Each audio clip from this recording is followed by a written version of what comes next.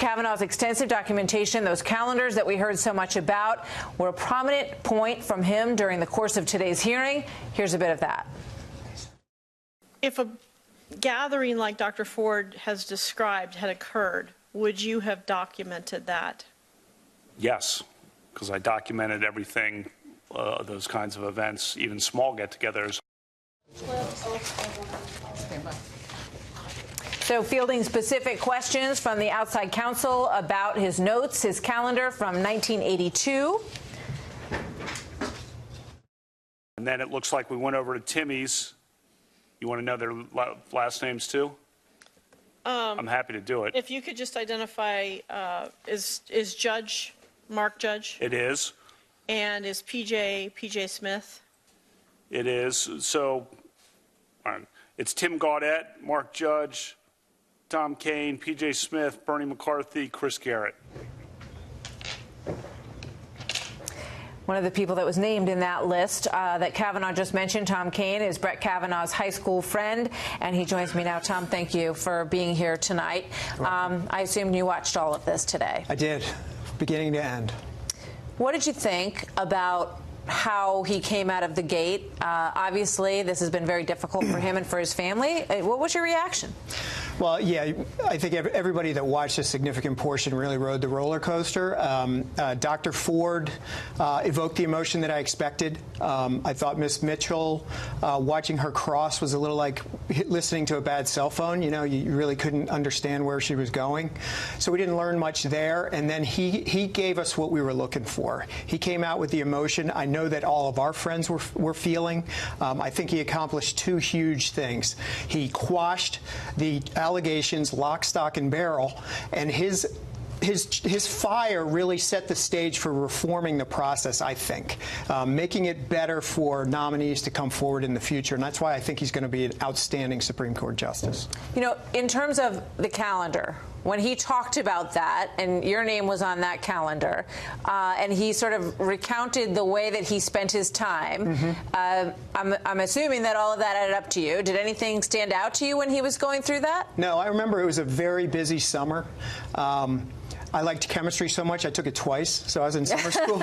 And he had Yale interviews, but I knew he was in Summer League basketball. We had workouts that we did together. He was away at St. Michael's a lot, and you know, I noticed he got grounded a couple times. Now, it all rings familiar. The doubleheader to Memorial Stadium, God, it brings back memories. I can't believe he wrote it down, and I'm so glad he did. So in terms of the depiction of him, and you know, one of the things that he was questioned on quite a bit was whether or not he drinks to excess and whether or not he blacks out at times. And there have been conflicting reports on that from different friends. He says he never didn't black out, didn't forget things. Describe your friend to us in that regard. Yeah, he always. You know, he's been described as an old soul, so he could maintain composure. You know, if you go through a roster of my friends at that time, you could say this guy can hold it, and this guy can't, this guy can, and this guy can't. And Brett was always under control, always under control. In fact, I've never seen him so angry as he was today, and I've never seen him stumbling drunk. I've never known him to black out and forget anything. He is the one we could rely on to take care of people. What about the people named by Christine Blasey Ford today in terms of being at that party? You know PJ, you know Mark Judge. You know, she was very specific in terms of her memory of who was there. Your thoughts on that? I thought it was an odd mix really? at the Why? time because PJ lived all the way over in Sumner, I think, over near Little Flower, and Judge was out in Potomac, and then Brett is in a different part of Bethesda. I thought it was just a weird mix, and as Brett, and particularly since she didn't place any of the rest of us there. Chris Garrett was always with us, a couple other guys. None of this really rings a bell. And I've said it before, when something, you know, number one, if something like this happened, I would have known about it, and because it would have been talked about, whether she reported it or not. And then I think our whole community would have known about it, and I feel the same way about the Yale thing. It's one of those things that sticks.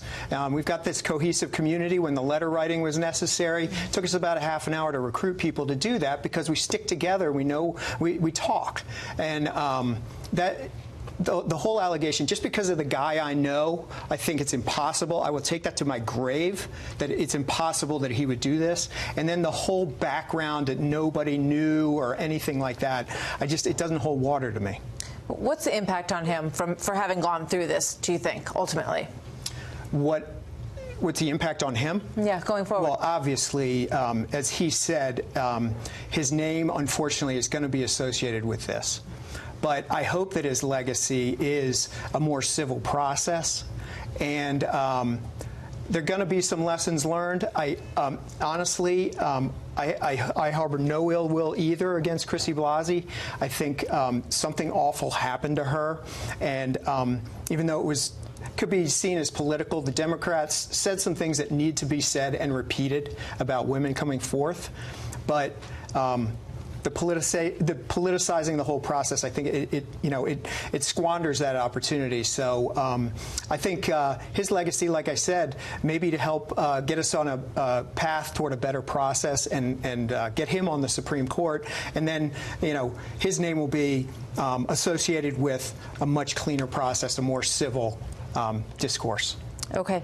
Stick around for 1 second because I want to pull something up on my phone here that apparently just came through, which I'm waiting for it to come through. But there's a new statement by Mark Judge. It says, this is coming from his attorney, actually. Post-hearing statement from Mark Judge's lawyer. Mr. Judge does not recall the events described by Dr. Ford in her testimony before the U.S. Senate Judiciary Committee today. We have told the committee that Mr. Judge does not want to comment about these events publicly. We also have said that he is willing to answer written questions, and he has. In addition, he is willing to participate in a confidential fact-finding investigation. He will not respond to any media inquiries. Your thoughts?